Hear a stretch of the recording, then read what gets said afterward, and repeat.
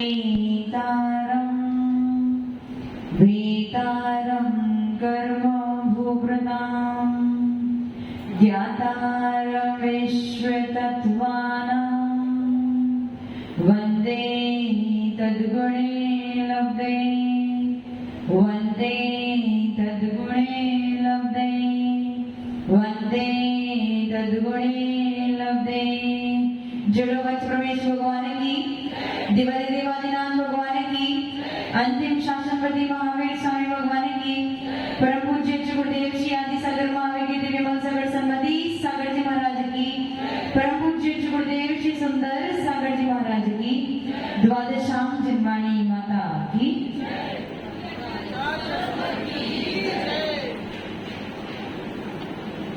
नामकरण की चर्चा चल रही थी। गति जाति शरीर अंगोपांग निर्माण बंधन संघात संस्थान सहनन स्पर्श रस गंध वर्ण अनुकूली अग्रलघु उद्घात परघात आतप उद्योग उच्छ्वास विहायोगति प्रत्यक्षरी त्रस सुभग सुस्वर सुख सूक्ष्म पर्याप्ति स्थिर आदय यशकीर्ति और तीर्थंकर ये सूत्र था। इसमें से 10 के उल्टे भी थे। गति हमने पढ़ना प्रारंभ कर लिया था। गति के कितने भेद हैं?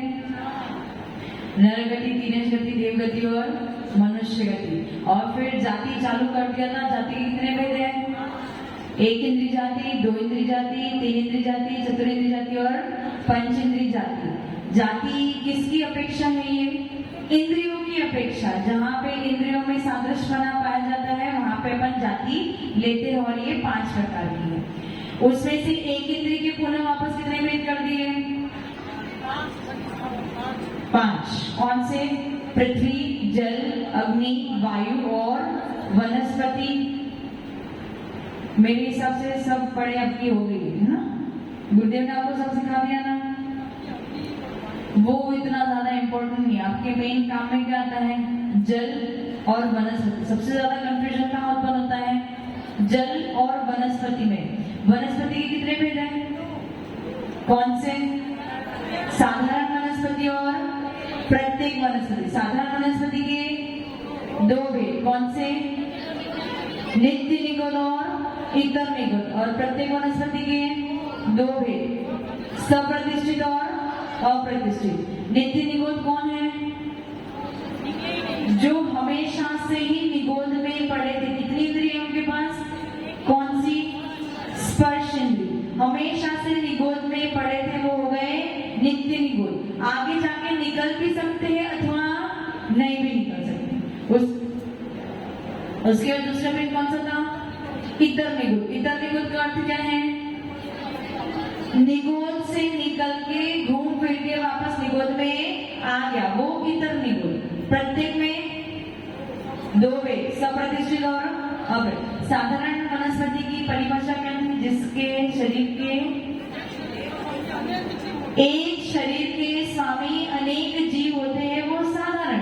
और प्रत्येक यानी एक शरीर का स्वामी एक ही जीव। उसके बाद प्रत्येक वनस्पति के 2 भेद, सप्रतिष्ठित और सप्रतिष्ठित। यानी जो निगोद जीव से ठसाठस भरे हैं वो सप्रतिष्ठित, और जिसमें निगोदिया जीव नहीं पाए जाते वो।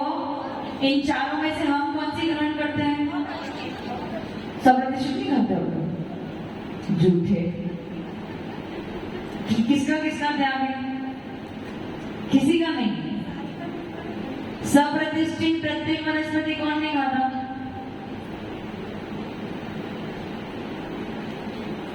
बस एक दादी उषा जी। त्याग नहीं। सप्रतिष्ठित प्रत्येक वनस्पति का त्याग है कि नहीं है? त्याग है ना। जमीन कन सब त्याग है। एलोवेरा का उपयोग करते हो? अब नहीं करेंगे। आज ने बता दिया ना। एलोवेरा कैसा है? उसकी शाखाएं साधारण होती है, उसमें भी बहुत सारे निगोदिया जीव भरे पड़े रहते हैं। और कहाँ लिखा है? तो शास्त्र में लिखा है, इसका वर्णन आया है। इसका एलोवेरा नहीं। अब सप्रतिष्ठित प्रत्येक अप्रतिष्ठित प्रत्येक वनस्पति कौन कौन खाता है? हल्दी, अदरक। अदरक खाते हैं तो फिर सप्रतिष्ठित हो गया। अदरक खाते हैं? डालियों का त्याग है। हाँ, गीली अदरक नहीं खानी चाहिए।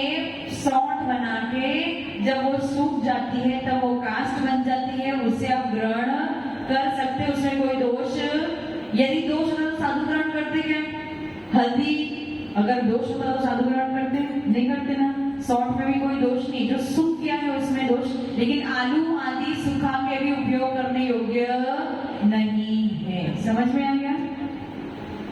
अमित जी, सप्रतिष्ठित अप्रतिष्ठित दोनों, सब त्याग नहीं है, त्याग है किसका? सब त्याग है, खाने पीने का त्याग है। धनपाल जी, उनका धन का त्याग है।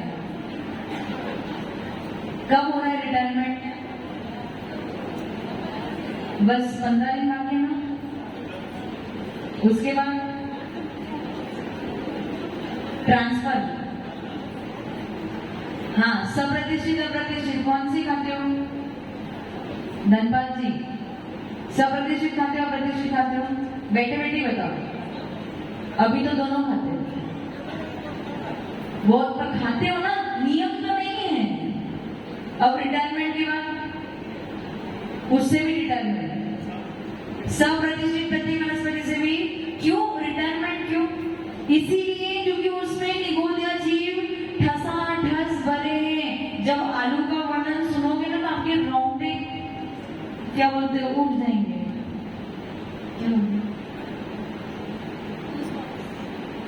बातचीत कर रहे हैं आपस में, क्या चर्चा चल रहे थे? कुछ पूछना है? प्रश्न पूछ लो, माइक ले लो। नमस्ते माता जी, बंदा भी माता जी, माता जी जैसे उसको काट करके सुखाते हैं अदरक को, वो खा सकते हैं क्या? काटने के बाद भी जैसे वो पूरी गट्ठा जैसे रहता है उसको सुखाने की काट करके सुखा सकते हैं? पूरा गट्ठा सुखाना चाहिए। यदि आप एक कट भी लगाते हो तो उस कट में जितने जीवों का उससे संपर्क हुआ वो सब समझ में है? क्या हो गया?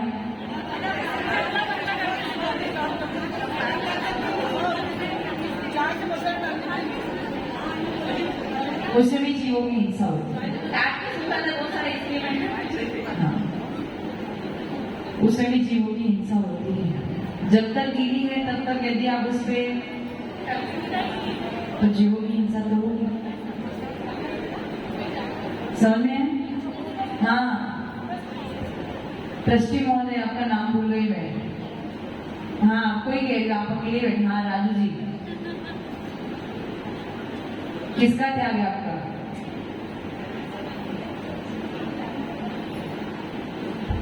नमस्ते गुरुदेव, वंदना महोदय।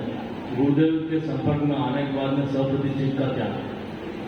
संपर्क में आने के बाद सप्रतिष्ठित का त्याग है, और संपर्क टूट जाएगा उसके बाद जो होगा देखा जाएगा। मतलब अभी 4 महीने का त्याग है आपका? बिल्कुल, पूरी तरह से। तो आप ऐसा बोलो ना, हर साल आप चतुर्मास में सप्रतिष्ठित का त्याग करते हो, उसके बाद 8 महीने तो खाते हो। गुरुदेव तो ऐसे ही है। हर बार तो नहीं, मैंने तो पहली बार ही त्याग किया।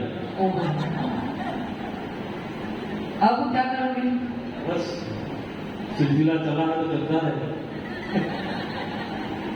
सप्रतिष्ठित प्रत्येक वनस्पति और अप्रतिष्ठित प्रत्येक वनस्पति, सप्रतिष्ठित प्रत्येक वनस्पति हमारे ग्रहण करने योग्य नहीं है। अप्रतिष्ठित आप खा सकते हो, परंतु जब उसमें डंठल आ जाए या धारियां पड़ जाए, तब वो जब बड़ी हो जाए तब आप उसे खा सकते हो। ठीक है? अब ये 4 भेद तो वनस्पति के हो गए। उसके अलावा वनस्पति के 4 भेद कौन से थे? वनस्पति, वनस्पति काय, वनस्पति काई और वनस्पति जीव। उसमें से जो पेड़ खड़ा है फूल अथवा फल के सहित, वो क्या है? वनस्पति कायिक है, क्योंकि उसमें जीव है। जब उसमें से एक फ्रूट तोड़ दिया आपने तो वो क्या बन जाएगा? वनस्पति बनेगा। वनस्पति काय नहीं है, अभी ओनली वनस्पति है, क्योंकि अभी उसमें योनिभूत शक्ति, योनिभूत शक्ति का अर्थ क्या होता है?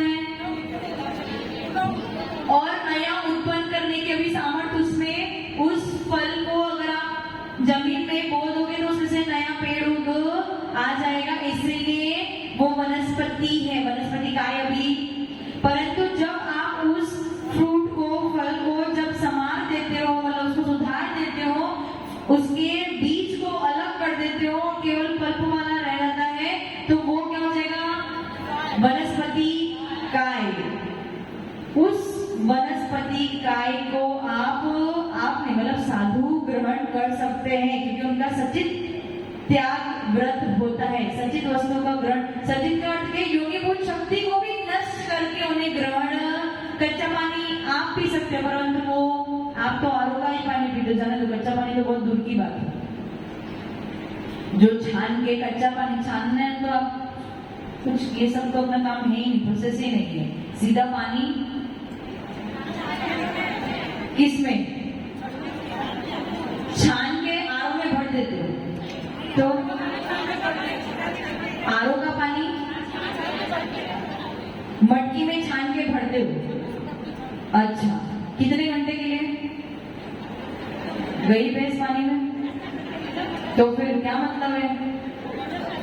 इसलिए कच्चा पानी तो दूर है, आपको पूरा जीव सहित पानी पीते हो। लेकिन साधु संत कच्चा पानी भी, कच्चे पानी में जीव है क्या? जो आपने कुएं से पानी निकाल लिया, उसमें जब आपने छान लिया, अब उसमें कोई भी प्रकार के जीव है क्या? 48 मिनट तक तो उसमें कोई भी जीव तो पी सकते ना साधु, परंतु साधु का ये नियम है कि वो योनिभूत शक्ति सहित भी पानी जल ग्रहण नहीं करते। जब तक उसकी योनिभूत शक्ति नष्ट नहीं होगी तब तक वो पानी भी उनके उपयोग योग्य नहीं है। ऐसे साधुओं का नियम, आपका तो कोई नियम है ही नहीं। ठीक है, तो वनस्पति काय यानी पूरा पेड़ का स्वामी कितने जीव है? बहुत सारे जीव है, एक ही जीव है। ये वनस्पति काय हो गया। फल उतार दिया तो, फूल उतार दिया तो, और फिर उसके बाद उसको पूरा सुधार दिया तो वनस्पति काय। और जो नया जीव उत्पन्न होने वाला है, एक भव को छोड़ चुका है, एक गति को छोड़ चुका है, दूसरी गति में प्रवेश करने वाला है, बीच रास्ते में है, वो कौन है? वनस्पति जीव। समझ में आ गया? समझ में आ गया ना? अब सप्रतिष्ठित करते हैं वनस्पति में क्या होता है? आलू को आपको बोने की भी जरूरत नहीं है, केवल थोड़े दिन रहा और नमी लगी कि उसमें से वापस उत्पन्न हो जाता है। अब मूंगफली, मूंगफली कहाँ होती है? जमीन के बाहर के जमीन के अंदर? तो जमीन कंद है क्या वो? हर जो वस्तु जमीन में उत्पन्न हो, जमीन कंद ऐसा जरूरी नहीं है। कंद मूल का त्याग है, लेकिन 8 प्रकार से वनस्पति उत्पन्न होती है, उसमें से केवल जो कंद और मूल से उत्पन्न होती है वही हमारे ग्रहण करने योग्य नहीं है। जो मूंगफली है वो अलग तरीके से उत्पन्न होती है, इसलिए वो कंदमूल में उसकी गिनती नहीं आती है, उसमें निगोजा जीव नहीं पाए जाते हैं। कोई आपसे प्रश्न पूछे तो क्या उत्तर देना? आप कहते हैं जमीन का नहीं खाना जाए, तो कोई प्रश्न पूछता है कि मूंगफली तो जमीन में उगती है, तो उसका क्या करें? वो जमीन कंद जमीन में उगती है, लेकिन कंदमूल नहीं है, उसकी उत्पत्ति अन्य तरीके से होती है, इसलिए उसमें निगोजा जीव नहीं होते। अन्य तरीका होगा, उसमें बताऊंगी आपको क्या। ठीक है, समझ में आ गया ना? तो भगवान को क्या चढ़ाते हैं? वनस्पति काय चढ़ाते हो? क्या चढ़ाते हो? वनस्पति चढ़ाते हो। फल और फूल, उसमें जीव है क्या? जीव है, त्रस जीव हो सकते हैं, परंतु वनस्पति का जीव नहीं है। तो फल फूल चढ़ा सकते हैं? शेखर भैया चढ़ा सकते हैं? चढ़ता है एटा में, आपके मंदिर में, आपके चैत्यालय में चढ़ा सकते हैं? क्यों चढ़ा सकते हैं? उसमें कोई भी प्रकार का जीव, यदि त्रस जीव होगा तो भी उस फल के अंदर उसका हम घात, सीधा का सीधा तासुक फल, आपने पूर्ण फल उसे चढ़ा दिया, उसमें आपने क्या घात किया? किसी का भी घात नहीं किया। और यदि ऐसा गिनने बैठोगे कि उसके अंदर त्रस जीव है, उसके अंदर ये है, उसके अंदर उसकी विराधना, उसकी विराधना, तो आप कुछ भी ना बादाम चढ़ा सकते हैं, ना गोला चढ़ा सकते हैं। यदि आपने चटक चढ़ाई है तो सबसे पहले चिड़िया कहाँ जाएंगी? चटक के पास जाएंगी। गोले को कभी आपने तोड़ के उसके अंदर पता नहीं कितनी काई भी लगी रहती, फफूंदी भी लगी रहती, किसने खोल के देखा? आप केवल चढ़ा रहे हो, भक्ति भाव से चढ़ा रहे हो, भगवान के चरणों में साबुत फल चढ़ा रहे हो, ये कह के कि आपने जैसे मोक्ष फल को प्राप्त किया है वैसे मैं भी। और सूखा फल चढ़ाओगे तो क्या फल मिलेगा? सूखा फल मिलेगा। मिलेगा। और अच्छा रसेदार फल चढ़ाओगे तो पुष्पा आंटी चर्चा मत करो, इधर सुनो। यदि सूखा फल चढ़ाओगे तो और रसेदार, हाँ क्या नाम है आपका? योगिता आंटी, क्या चढ़ाती हो? चढ़ाना क्या चाहिए? क्या दोनों? क्या सूखा कब? जब तुम सूखी हो तब सूखा चढ़ाना। जब अपन रसेदार है तो फिर क्यों? रसेदार का अर्थ है अपने में कोई कमी है क्या? तो फिर खाने के लिए रसेदार सामान और भगवान को चढ़ाने के लिए सूखा सामान। हाँ, चढ़ाना ही चाहिए। जितना अच्छा दिव्य सामग्री चढ़ाओगे उतना ही अच्छे आपके भाव बनेंगे और उतना ही अच्छा आपको पुण्य की प्राप्ति। और जितनी मायाचारी करोगे तो फिर आगे पुण्य मिलने भी उतनी मायाचारी आपके साथ में होगी। फिर रोते रहना, इसके साथ ऐसा क्यों और मेरे साथ ऐसा क्यों नहीं। समझ में आ गया? चढ़ाते हो राजू जी रसेदार फल फूल सब रोज चढ़ाते हो? नियम तो नहीं है, रोज एटलीस्ट एक फल तो चढ़ाना ही चढ़ाना चाहिए। समझ में आ गया? वनस्पति के 4 भेद समझ में आ गए ना? अब जल में क्या था? कुएं का पानी। बाकी सब की बात जब अपन कुएं के पानी की बात करो, कुएं का पानी जल कायिक जीव सहित है, उसमें अभी जीव है। आपने बाल्टी डाली तो जितने पानी में उसका कंपन हुआ उससे क्या हुआ? जल का एक जीव गए, परंतु उसमें 10 जीव है। बाल्टी से पानी बाहर निकला, अब छानना क्यों है? 10 जीव की हिंसा ना हो उसलिए आप पानी छानते हो। तो अब वो बाल्टी के अंदर जो छना हुआ पानी उसमें जीव है कि नहीं है? है कि नहीं है? 48 मिनट तक उसमें कोई भी प्रकार का जीव नहीं है। अब उसकी यूनिभूत शक्ति को नष्ट करने के लिए आप क्या करोगे? गरम करो अथवा उसमें कोई ऐसी चीज डालो जिससे उसका स्पर्श, रस, गंध, वर्ण बदल जाए। सौंफ डाला तो उसका रंग बदल जाएगा, उसका स्वाद बदल जाएगा। उसी प्रकार से कोई भी एक ऐसी सामग्री डाल दो जिससे उसका स्पर्श, रस, गंध, वर्ण बदल जाए। अब जब वो प्रासुप बन गया तो वो क्या बन गया? जल या जलकाय? जल या जलकाय? जलकाय यूनिभूत शक्ति को नष्ट कर दिया तो वो क्या बन गया? जलकाय। उसके बाद आप उसे ग्रहण कर सकते हो। भगवान के अभिषेक के लिए कौन सा? कच्चा पानी या पक्का पानी? प्रासुप किया हुआ पानी ही उपयोग कर, या फिर उसे थोड़ा सा गर्म कर दो, या फिर उसमें कुछ ऐसी सामग्री जैसे केसर डाल दो या लौंग डाल दो। लौंग भी कितनी? 1-2 लौंग नहीं, कितनी? थोड़ी सी ज्यादा लौंग, जिससे उसका कलर बदल जाए। समझ में आ रहा है मैं क्या कह रही हूँ? और ये कलर बदल गया या स्वाद बदल गया, उसकी कितनी मर्यादा है? 6 घंटे की। और यदि पानी गर्म कर दिया तो अच्छा उबला हुआ गर्म 24 घंटे की। परंतु 24 घंटे के बाद वो पानी बिल्कुल भी उपयोग योग्य, छान लो, गर्म कर लो, वो उपयोग योग्य, उसके बाद आपको उसे छोड़ना ही पड़ेगा। समझ में आ गया? कुएं के अंदर जल कायिक, बाल्टी में निकलाया जल, सामान्य जल, उसके बाद उसकी यूनिभूत शक्ति नष्ट कर दी तो जल काय। और जो अब जल में उत्पन्न होने वाला है, बीच रास्ते में है, जन्म लेने वाला है, वो कौन है? जल जीव। इसमें से आप किसकी हिंसा करते हो? इन चारों में से आप किसकी हिंसा करते हो? जल कायिक की हिंसा करते हो। जल जीव की हिंसा तो जिसे जन्म ही नहीं है उसकी हिंसा क्या करेंगे? और जल कायिक, उसमें तो जीव है ही नहीं तो उसकी हिंसा कर नहीं सकते। और सामान्य जल में भी जीव है ही नहीं, इसलिए उसका हिंसा भी नहीं। आपको किसको बचाना है? जल कायिक और वनस्पति कायिक। समझ में आ गया?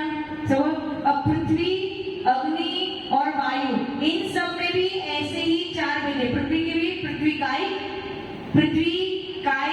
पृथ्वी और पृथ्वी जीव। जो चट्टान आदि है उसके स्वामी कितने जीव हैं?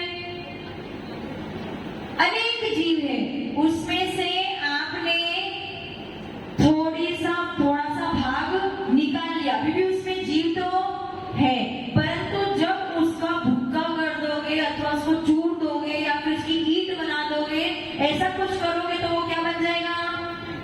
पृथ्वी काय बन जाएगी, अब उसमें कोई भी प्रकार का जीव उत्पन्न नहीं हो सकता है।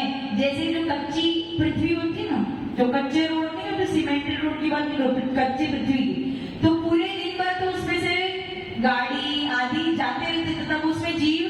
लेकिन रात में जब उसमें कोई भी गाड़ी आदि, वाहन आदि या कोई पुरुष आदि नहीं चलता है, ऐसी ही पृथ्वी खाली पड़ी रहती है, तब उसमें वापस पृथ्वी का एक जीव आ जाते हैं। तो वो जीव सही है, सुबह वापस उसमें से कोई व्हीकल चला जाएगा तो प्रासुप हो जाएगा। तो ये पृथ्वी काय, पृथ्वी जीव और पृथ्वी काय, समझ में आया? ये चार भेद इसके। अग्नि के भी ऐसे ही चार भेद, अग्नि काय, अग्नि जीव और अग्नि। और अग्नि के बाद क्या है? वायु, वायु काय, वायु जीव, वायु काय और वायु। समझ में? ऐसे ही चार भेद। मेन तकलीफ कहाँ पे आती है? सारे सबसे ज्यादा प्रश्न कहाँ पे उठे जाते हैं? वनस्पति में। जल में तो नहीं होते, जल तो सबको चलता है, वनस्पति नहीं चलता है। इसलिए वनस्पति के लिए क्या होता है? आप क्या चढ़ा रहे हो? भगवान को क्या चढ़ाते हो? वनस्पति चढ़ा रहे हैं, उसमें कोई भी प्रकार का जीव, इसलिए हिंसा नहीं है। समझ में आ गया? समझ में आ गया? और यदि उसमें हिंसा मानेंगे तो फिर तो जल से अभिषेक करने में भी फिर जल का एक जीवों की विराधना आपने करी है। इतना क्लियर है? सबको क्लियर है? हाँ, रेखा आंटी क्या चढ़ाती हो? भेंट में क्या चढ़ाती हो? गोला, गोला चढ़ाती हो। भेंट में हाँ श्रीफल, बाकी बादाम। श्रीफल सूखा है, गीला, तो श्रीफल चढ़ा सकते हो, बाकी अन्य नहीं चढ़ा सकते। ऐसा पक्षपात क्यों? समझ में आएगा? आपको इस प्रकार का पक्षपात नहीं करना है। यदि आप पानी वाला श्रीफल भी चढ़ा रहे तो वो क्या है? वो क्या है? वनस्पति है, तो बाकी अन्य भी सारी वनस्पति है। क्लियर? सबको समझ में आ गया? इस प्रकार से आपकी 5 जाति, एक इंद्री, द्विंद्री, 3 इंद्री, चतुरिंद्री, पंचेंद्री, आप कौन हो? आगे कहां जाना है? आगे कहां जाना है? मोक्ष में जाना है। वाह, कहां जाना है? देवगति में जाना है। फिक्स कर लिया। देवगति में अगर फिक्स करना है तो फिर क्या करना पड़ेगा? गुणस्थान कौन सा करना पड़ेगा? 5वां। चौथे गुणस्थान से भी देवगति में ही जाओगे, परंतु पहले मिथ्यात्व को तो छोड़ो। छूटा तो अभी नहीं छूटा। अमित जी छूट गया? कौन सा गुणस्थान हो गया? पक्का? चलो, एटलीस्ट एक व्यक्ति ने तो बोला हाँ मेरा चौथा गुणस्थान हो गया। यदि आप चतुर्थ गुणस्थान में भी पहुंच जाते हो, फिर यदि आपको आयु का बंध होगा तो कहां जाओगे? देव आयु में ही जाओगे, ये निश्चित है। अब ये सब आपके हाथ में है, 24 आपके हाथ में, आपको क्या करना है वो आपको। ठीक है? तो जाति 5। अब किसी को कोई प्रश्न पूछना है?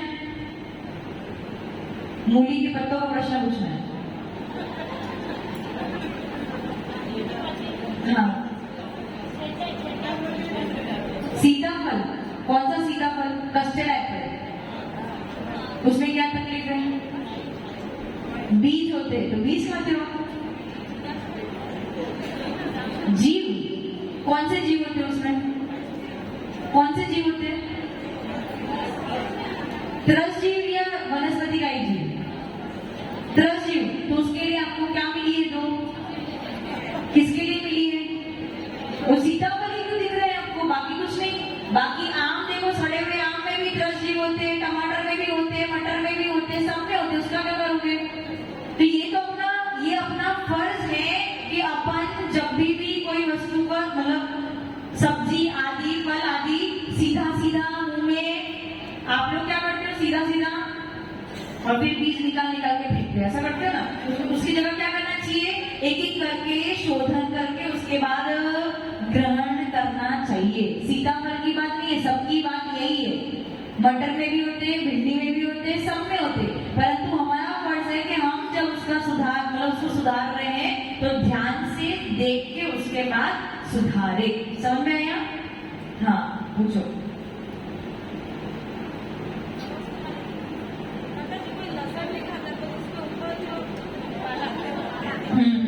बोलो।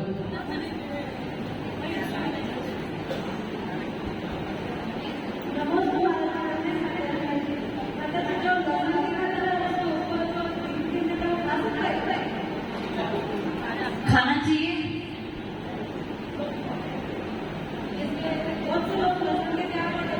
देखो यदि आपके पास कटोरी भर के घी है, नीचे बैठो, कटोरी भर के घी है और उसमें यदि कोई चींटी मर जाए उसमें गिरी हुई, क्या करोगे उसको? ऐसा काम कौन करता है? ऐसा काम कौन करता है?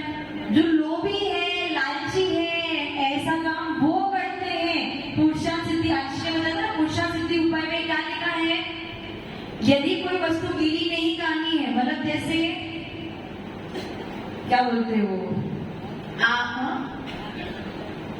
हाँ भाजी धनिया चतुर्मास में अपना भाजी धनिया आदि का त्याग होता है ना, बहुत लोगों का त्याग होता है। धनिया पत्ती है या पुदीना का पत्ती है उसका त्याग होता है, तो क्या करेंगे? उसके पहले से सुखा के रख देंगे। मतलब आपकी कितनी लालसा पड़ी है, गुलाब की पत्ती ऐसे नहीं खाएंगे लेकिन सुखा के खा लेंगे, तो कितनी लालसा है कि आप उसे सुखा सुखा के भी खाने को। उसी प्रकार से लहसुन नहीं खाना लेकिन उसके ऊपर की पत्तियां खा ले, उसमें बात आती है कि नहीं आती? और वो प्याज के ऊपर वाले में आती है। इसीलिए और ऐसा करना, इतने अपन लालची, इतने लोभी, बाकी का सब बाकी कुछ बचा नहीं खाने पीने के लिए, वही बचा। समझ में आ रहा है हम क्या करें? बाकी कितनी पत्तियां हैं जो आपके लिए प्रत्येक प्रतिष्ठित अप्रतिष्ठित प्रत्येक वनस्पति उसे खाओ ना, वही बची है। एक वही लहसुन के ऊपर की पत्ती और प्याज के ऊपर की पत्ती बची है, मूली के ऊपर की पत्ती बची है। ओ ऐसा जो व्यक्ति यदि मूली नहीं खाता, गाजर नहीं खा रहा है, लहसुन नहीं खा रहा है, प्याज नहीं खा रहा है, लेकिन उसके ऊपर की पत्तियां खा रहे, तो भी आप वही हो।